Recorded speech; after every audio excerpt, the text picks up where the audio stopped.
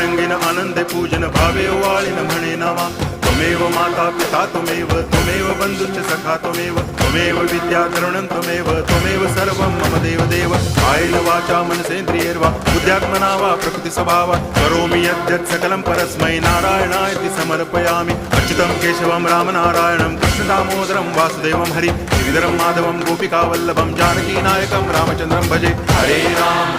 Ram